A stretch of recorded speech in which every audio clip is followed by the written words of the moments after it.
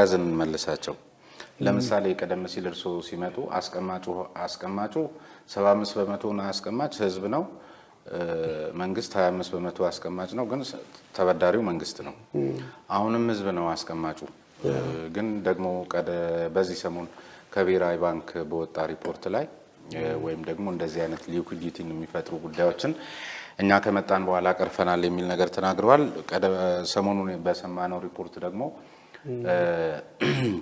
ከምናምን ትሪሊየን ብር በላይ የተበደሩት ሰዎች ከ10 አይበልጡም ባንኮች ላይ የሚል ሪፖርት ወጥቶ ነበር እሱም ቢያጠሩልኝ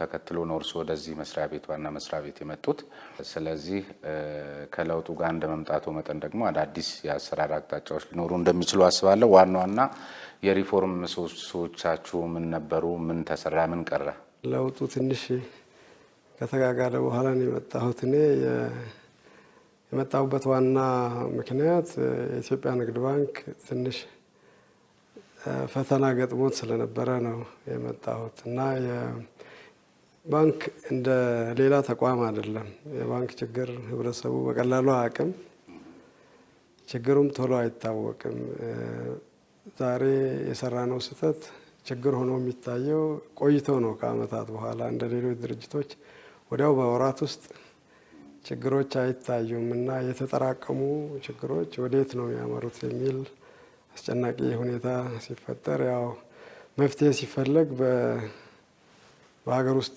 ልምድ ያለው የሀገሪቷንም የባንኪንግ ኢንዱስትሪ ሁኔታ የሚያውቅ በተለይም ኢትዮጵያ ንግድ ባንክ የሚያውቅ ማን ነው በሚል ነው እኔን መልሰው ምናልባት ታሪኬን ታውቅ እንደሆነ አላውቅም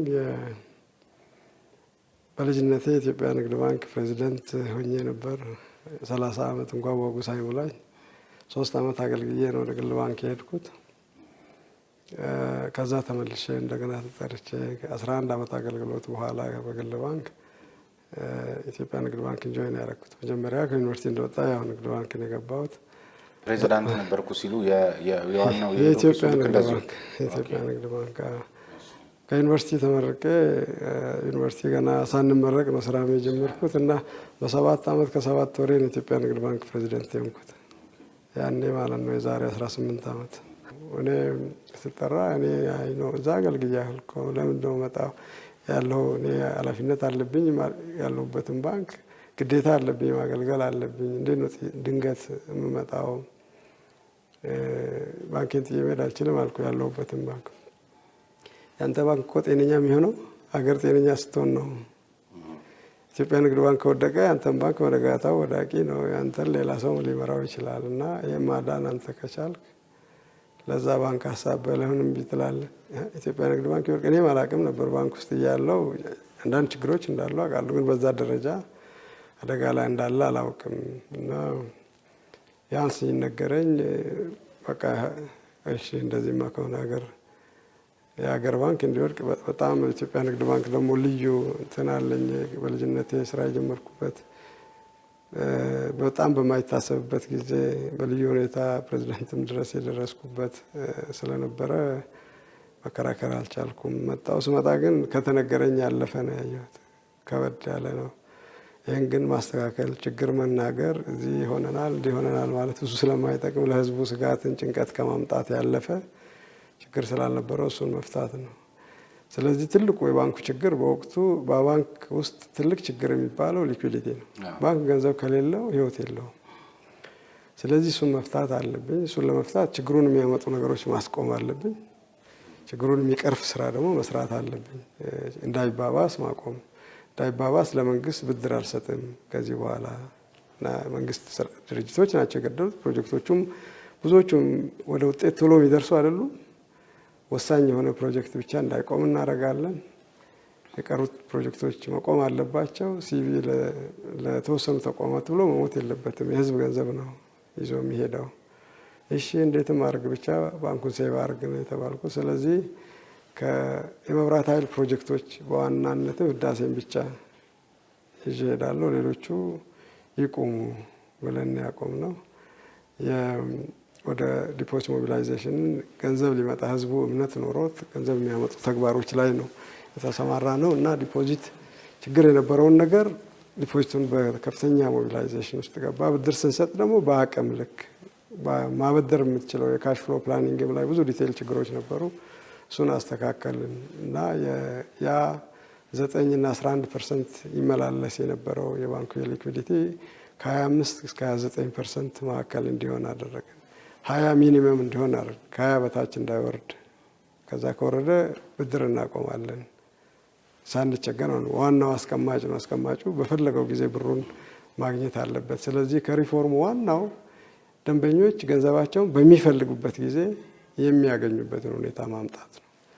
ከዛ ቀጣዩ አገልግሎት ነው። እንግዲህ የአገልግሎቱን አጠቃላይ ሪፎርም ለማምጣት ኮምፕሬሄንሲቭ ሪቪው ለመስራት ኮንሰልታንት ያንን በውስጥ ኢሚዲየትሊ ሲደርስ በእኛ በወሰነው እርምጃ ነው። የውጭ ምንዛሪም ኮሚትመንት አዲስ አንገባም። የተገቡ ኮሚትመንቶች መስተካከል አለባቸው። ክፍያ በአዲስ በኮሚትመንት የምንገባው በጣም ስትራቴጂክ የሆኑ የሀገር የነዳጅ ማዳበሪያ አልፎ አልፎም ይሄ ስኳርም ስንዴም ዘይት ችግር ሲኖር ለነኚህ አይነት ነገር ብቻ ቅድሚያ እንስጥና ያሉብንን ቀደም ብሎ የተገቡባቸው ኮሚትመንቶች ይስተካከሉ ብለን እሱን በ4-5 ወር ባክሎግ ክሊር አደረግን። ስለዚህ አፕቱዴት ነው። ከውጭ ሀገር ከኮረስፖንደንት ባንክ ጋር የነበረው ጭቅጭቅ ተስተካከለ ማለት ነው። ምንም ኢሹ እንዳይኖር የሊኩዊዲቲው በ45 ቀን ውስጥ ነው ያስተካከል። ሌሎቹን እያያዝን እንመልሳቸው። ለምሳሌ ቀደም ሲል እርስዎ ሲመጡ አስቀማጩ 75 በመቶና አስቀማጭ ህዝብ ነው። መንግስት 25 በመቶ አስቀማጭ ነው፣ ግን ተበዳሪው መንግስት ነው። አሁንም ህዝብ ነው አስቀማጩ። ግን ደግሞ በዚህ ሰሞን ከብሔራዊ ባንክ በወጣ ሪፖርት ላይ ወይም ደግሞ እንደዚህ አይነት ሊኩዊዲቲን የሚፈጥሩ ጉዳዮችን እኛ ከመጣን በኋላ ቀርፈናል የሚል ነገር ተናግረዋል። ሰሞኑን በሰማነው ሪፖርት ደግሞ ከምናምን ትሪሊየን ብር በላይ የተበደሩት ሰዎች ከ10 አይበልጡም ባንኮች ላይ የሚል ሪፖርት ወጥቶ ነበር። እሱም ቢያጠሩልኝ። ምክንያቱም አስቀማጩ እኛው ነን፣ የሚበደሩት 10 ግለሰቦች ከሆኑ ከቀደመው ስርዓት ጋር ተመሳሳይ ነው በሚል እሱ ሪፖርት አልገባኝም። ብሔራዊ ባንክ ቢያብራራው ጥሩ ነው። የኛን ዝም ብሎ በእናንተን የተመለከተ ትንሽ ሀሳብ ሰጥተኝ ወደ ሌሎች የኛን ባነሳ የተሻለ ነው የሚሆነው። የኛን የግል ያው ግለሰብ ሲባል ወደ ግል ነው የምንመጣው። የኛ የግል ተበዳሪ አድጎ አሁን ባለፈው እንዳልኩ ከ12ቱ አሁን አድጎ 20% ደርሷል። ስለዚህ አጠቃላይ የኛ ግል ተበዳሪ የሚባል ወደ 165,000 ተበዳሪ አላችሁ። ተበዳሪ በሚባል ደረጃ ይሄ ኮንቬንሽናል ተበዳሪ የሪቴል ግን ይሄ ትንንሹን ሳይሆን በመጣኔ ደረጃ ገዘፍ ያለውን ገንዘብ እሱን አነሳላለሁ። ያው ከድምሩ ትነሳ የበለጠ ክሊር ይሆንልሃል ብዬ ነው። እነኚህ ተበዳሪዎች 165,000 ሰው የተበደረው 20% ነው ማለት ነው ከአጠቃላይ ብድራችን። ትልልቆቹ የተባሉት 10 ስለተባለ በዛ የእኛን ከአጠቃላይ ብድር 1.8% ብቻ ነው የተበደሩት። ትልልቆቹ 10ሮች ጥሩ አጋጣሚ እንኳን አነሳ 1.8% 2% አልሞላም ማለት ነው። 10 ቶፕ የኢትዮጵያ ንግድ ባንክ የግል ተበዳሪዎች ከኢትዮጵያ ንግድ ባንክ አጠቃላይ ብድር የወሰዱት 1.8% ብቻ ነው። ስለዚህ እናንተን አይገልጻችሁም በሚል ነው ሰደው እዚሁ ላይ አያይዘው ይሄን ኤክስፓንድ ላድርግልህ።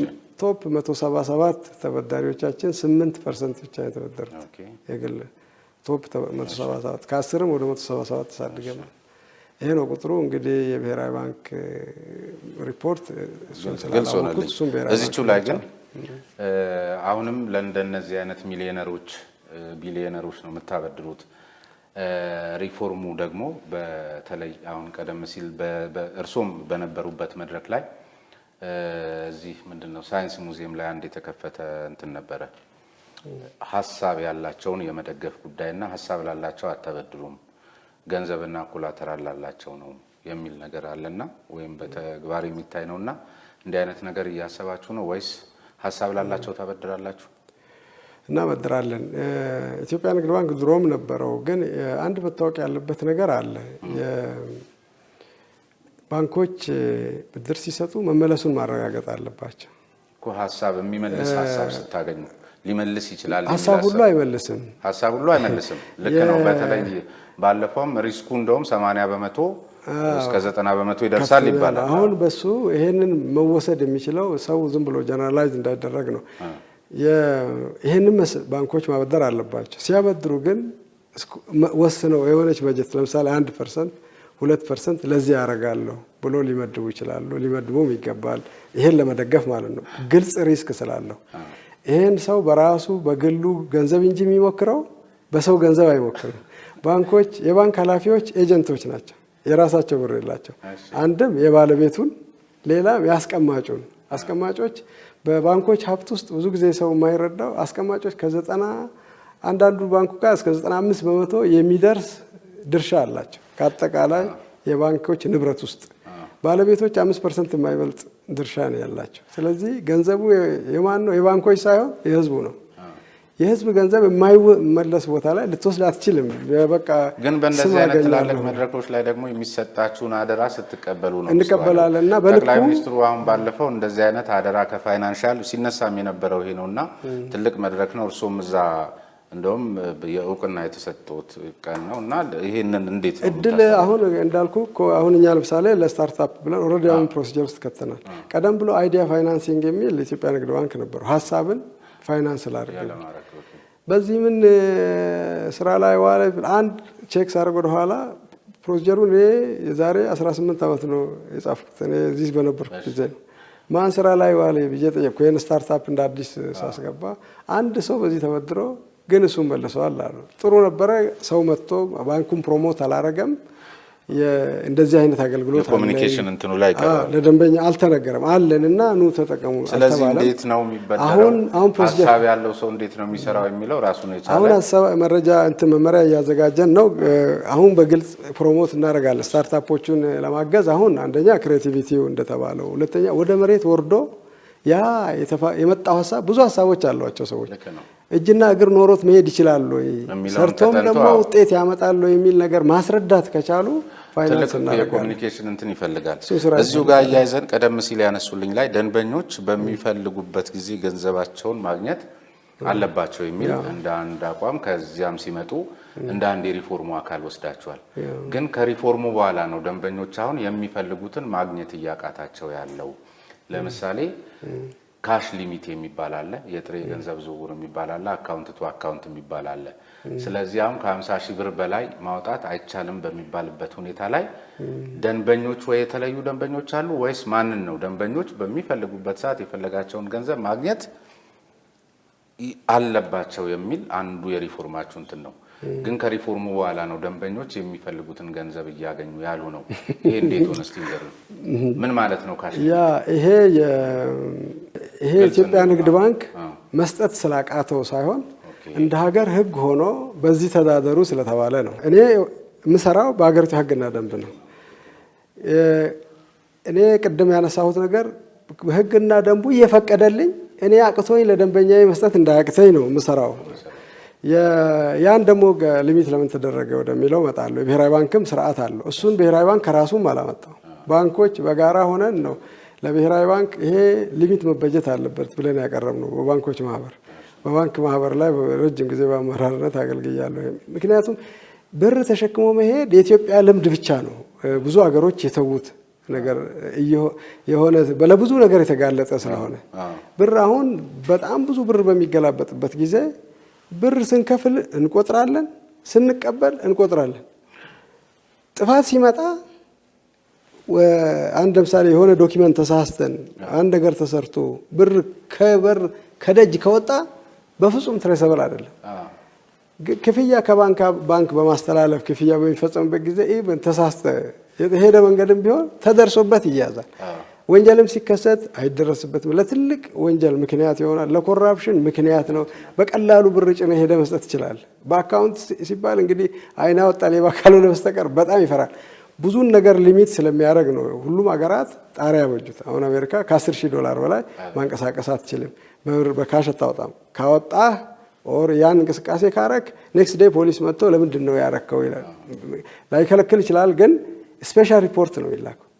በቃ ያንን ኔክስት ሞርኒንግ ተከታትሎ ለምንድን ነው የወጣው? ሲሪየስሊ እኛ ሪፖርት የሚደረግ አለ ግን አቅማችን እዛ ደርሶ ሪፖርት የምናደርግለት የፋይናንሻል ኢንቴሊጀንስ ሴንተር ኔክስት ሞርኒንግ ሄዶ ሰዎችን ስለማይፋጥጥ ሰው ትልቅ ገንዘብ ያንቀሳቅስ ኢቭን ትራንስፈር ስታደርግ ከ300 ሺህ ብር በላይ ከሆነ በላይ እንደ ስታንቀሳቀስ ሪፖርት ይደረጋል።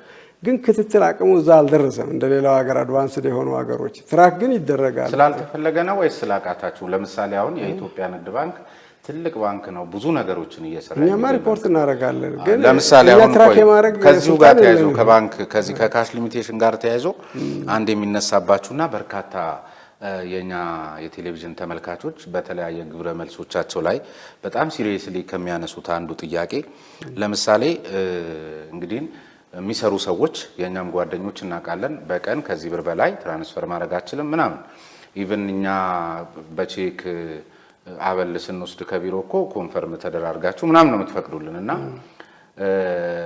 የባንክ ሊሚቴሽን ያለበት የኢትዮጵያ ንግድ ባንክ አሁን እዚህ ሀገር ላይ የተጀመረ የሕግ የበላይነትን የሚጻረሩ ተግባራት እርሱም እንደሚያውቁት ሰዎች ይታገቱና 1 ሚሊዮን ብር ከፍለው ውጣ ሲባሉ ከኢትዮጵያ ንግድ ባንክ አካውንት ቱ አካውንት ወደዛ ሲሄድ ዛሬም ድረስ የሚያግቱ ሰዎች ለገታቸው ማስለቀቂያ የሚጠይቁት ገንዘብ በዚህ ባንክ በኩል ተላላፊ ይሆናል እና ይሄንን ስለማታውቁት ነው ምን ማለት ነው ነው ወይስ ካሽ ሊሚቴሽኑ ለአጋቾች አይሰራም ወይ የሚል ጥያቄ በጣም ስለሚነሳ በሲሪየስሊ አጽንኦት ሰጥተው ምንድነው እናንተ ስለማታውቁ ነው ምን ማለት ነው? እንደገና አካውንቱ ላይ ያለው ገንዘብ የሚታወቁ ሰዎች ነው የተሳደዱ የሚታገቱት በሚል ምናል ሰምተውት ሊሆን እንደሚችል እገምታለሁ። በተለያዩ ማህበራዊ ሚዲያዎችና የውጭ ሚዲያዎች ላይ ሲመላለስ የነበረ ነው። ከ1 ሚሊዮን ብር በላይ ባካችሁ እንደውም ገንዘብ ኢትዮጵያ ንግድ ባንክ አታስቀምጡ፣ ያስቀመጥን ሰዎች እየተሳደድን ነው እየታገትን ነው ሲሉም ሰምተው ይሆናልና ምንድነው እዚህ ላይ ያለው ሐሳብ? ሚዲያ ላይ እንግዲህ የሰዎች የሚጽፉት ነገር የራሳቸው ዓላማ አላቸው። ኢትዮጵያ ንግድ ባንክ አንድ መታወቅ ያለበት ኢትዮጵያ ንግድ ባንክ የሁሉ ነገር ማዕከል ነው እዚህ ሀገር ውስጥ። ለምንድን ነው ማዕከል የሆነው? ኢትዮጵያ ንግድ ባንክ በሚፈለገበት ቦታ ሁሉ ሊገኝ የሚችል የአገልግሎት መስመር ስላለው ነው። ይሄ እንግዲህ በብራንች 1940 ብራንች አለ። በዲጂታል ቻናል ሞባይል ባንኪንጋችን የትም አገር ሄዶ ውጭም ሀገር ሆነ እዚህም ሀገር ሆነ እንደ ልብ በ24 ሰዓት ማንቀሳቀስ የምትችለው ሲቢ ብር ተብሎ ያንኑ የሞባይል ብር የሚመስል የዋሌት አሁን ቴሌብር ከኛ በኋላ ቴሌብር ብሎ ያወጣው ሲቢ ብርን ተከትሎ ነው። እንደዚሁ ተመሳሳይ አገልግሎት የሚሰጥ ዋሌት ግን በራሱ ኦፕሬት የሚያደርግ አንዳንድ ሂሳብም ሳይኖራቸው ሊከፍቱ የሚችሉት እንትን ነው። በካርድ እንደዛ ብዙ የማንቀሳቀሻ መስመሮች አሉት። ክፍያ ደግሞ በተጠየቀ ጊዜ ይከፍላል። ይሄ እንግዲህ አንድ ነገር ለሆነ ዓላማ ለጥሩ ነገር ዓላማ የምታውለው ሌላ የራሱ አደጋ ይዞ ይመጣል።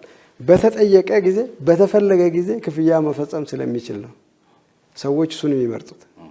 ሁሉም ኢትዮጵያዊ ሊባል በሚችል ደረጃ በሁሉም ባንክ ያለው ኢትዮጵያ ንግድ ባንክ ጋር ሂሳብ አለው።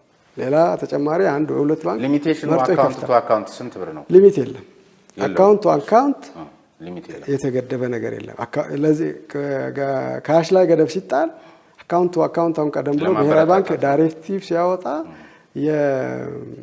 የካሽ 50 ሺህ እና 75 ሺህ ብሎ ገደብ አረገ።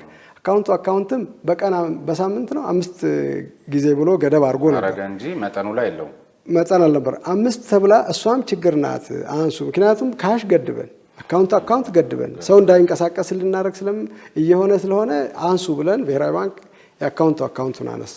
የባንኮች ጥያቄ የደንበኞች ጥያቄ ስለነበረ ማለት ነው። ስለዚህ ሰው ብር ወስዶ ጫካ ይግባ እንጂ አካውንት ያመላልስ። ችግር ካለ ያመላለሰውን ነገር ክትትል ተደርጎ ባንክ ላይ ስላለ ኤቪደንሱ ይያዛል። ስለዚህ ክፍት ይሁን ተብሎ ጥቆማ ይደርሰናል።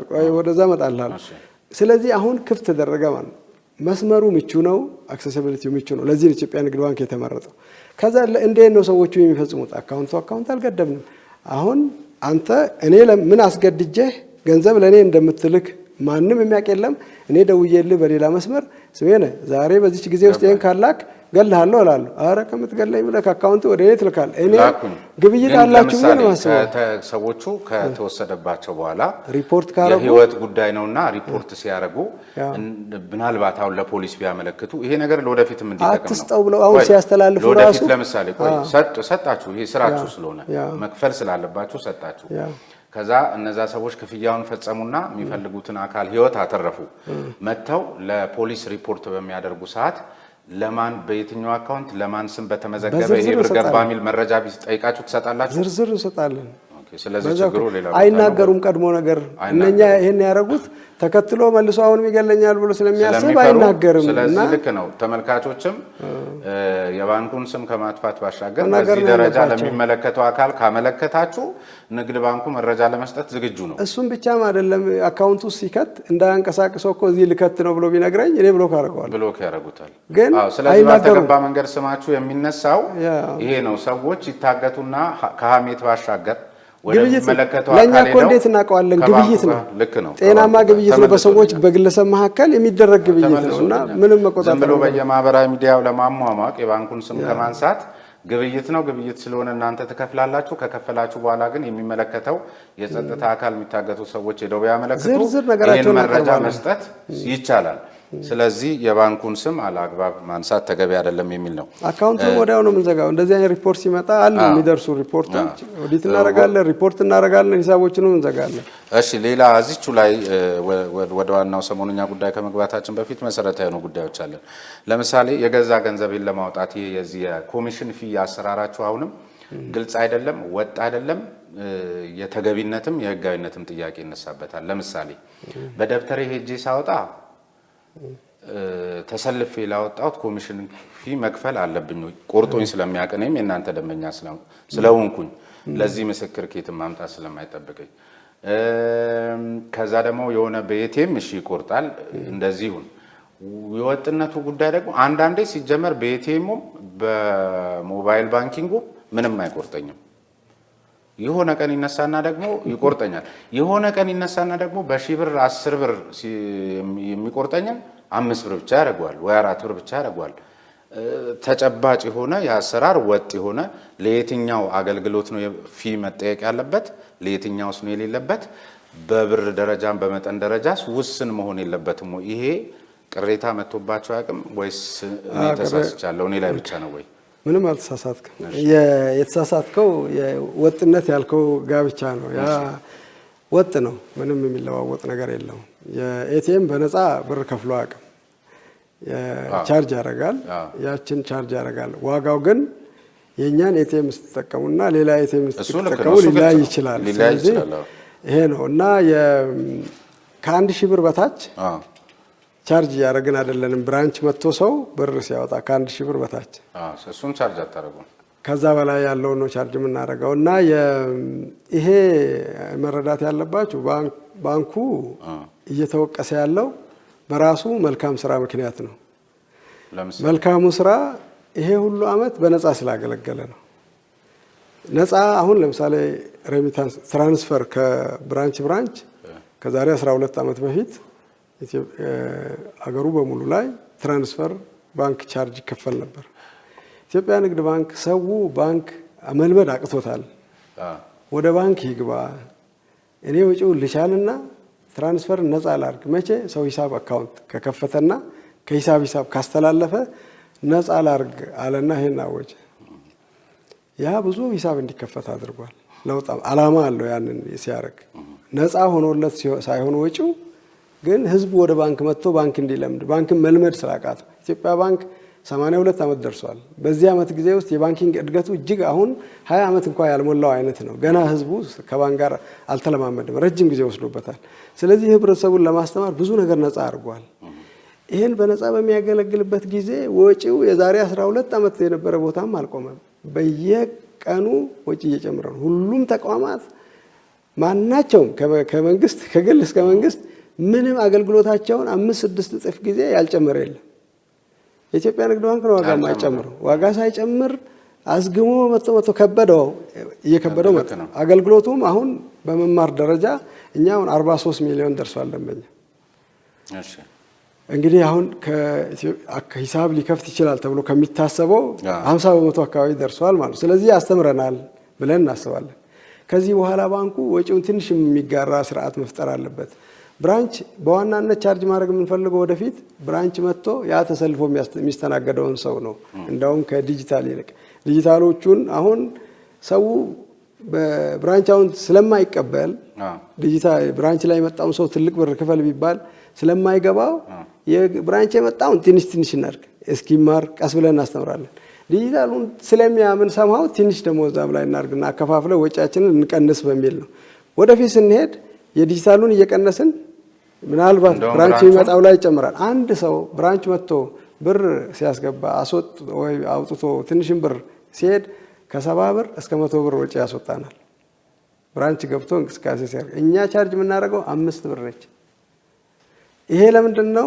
ወጪውን የሚመልስ ሆኖ ሳይሆን ሰው እንዲማር ነው። በሌላ ሀገር ብር ስታወጣ በጣም ትልቅ ወጪ ነው የምታወጣው። እኛ ሀገር ህዝቡ አያውቀውም ገና፣ ባንክም አላወቀም። በነፃም ስናገለግል ሁሉም ላይ ቻርጅ አለው። የወጪ ወጪው ላይ አካውንቶቹ ይለያያሉ። ለምሳሌ ከረንት አካውንት ላይ በነፃ አካውንት ብር እኛ ጋር ያስቀመጠ ላይ ነፃ አድርገናል። ወለድ የምንከፍልበት ላይ ነው ቻርጅ ያለው። ስለዚህ ለዚህ ነው የሚለያየው። አሁን ራስህን ብትሆን አይቀያየርብህም፣ ግን የጓደኛህን ስጠይቅ እሱ አልከፈለም ያለው እሱ ካንተ የሚለይ አገልግሎት ስለሚጠቀም ነው። ኤግዛክትሊ አንድ አይነት አገልግሎት ተጠቅሞ ዋጋው አይለያይም። እኛም ማጥራት ነው እንትናችን፣ ማሳወቅ አለብን፣ ማስተማር አለብን። አዲስ ነው የህዝቡ አላወቀም፣ ግን ህዝቡ ሊረዳልን የሚገባው እኔ አሁን ለቴክኖሎጂ ብቻ ለወጪ ብቻ የካፒታል ኢንቨስትመንቱ ሳይቆጠር በአመት ለቴክኖሎጂ 3 ቢሊዮን ብር አወጣለሁ። ወጪዎች ብቻ ለላይሰንስ ፊ ለሜንተናንስ ተብሎ ወደ ውጭ የሚከፈል ነው በብዛት 3 ቢሊዮን ብር ኢንቨስትመንት በየአመቱ ካፒታል ቋሚ ንብረት ላይ እስከ 2 ቢሊዮን አወጣለሁ። አይቲ ላይ ይሄ እንዲሁ አይሰራም። የሁሉ ህዝብ በየቦታው ሰርቪሱ ለሰከንድም አይቋረጥብኝ የሚል ጥያቄ የሚነሳበት ያለ ገንዘብ የሚሰራ አይደለም እና በከምን እንመልሳለን? ግን የሁሉ ወጪን የሚያወጣ ንግድ ባንክ አይመስልም። ለምሳሌ የኢትዮጵያ ንግድ ባንክና ሲስተም የለም የሆነ ጋብቻ የፈጸሙ የቆረቡ ይመስላል የሚል አንድ እንዲሁም ከተነሳሽነት ጋር ተያይዞ የሚታይ ነገርም እኛም ሰፋፊ ብራንቾች ላይ ስንሄድ የምንመለከተው እዚህኛው መስኮት ላይ ሲስተም ኖሮላት ነው መቼ የምትሰራው። እዚህኛው መስኮት ላይ እየተስተናገደ እዚህኛው መስኮት ላይ ሲስተም የለም ተብሎ ወይም ተገቢ ምክንያት ስራ ላይ አይደለሁም ብሎ ማለት ይቻላል። አለበለዛ ኢትዮጵያ ንግድ ባንክ ከግዝፈቱ ጋር የተያያዘ ተነሳሽነት ያላቸው ሰራተኞቹ ሊኖሩት ይገባል። እንዲህ ስለምን ይደረጋል? ከዚያ ባሻገር ይብን ገንዘብ ይዘን ስንመጣ ሲስተም አለ። እዚህ ለናወጣ ስንል ሲስተም የለም። ምን ማለት ነው? ሲስተም ባይኖርም ትቀበሉናላችሁ። ሲስተም ባይኖርም ግን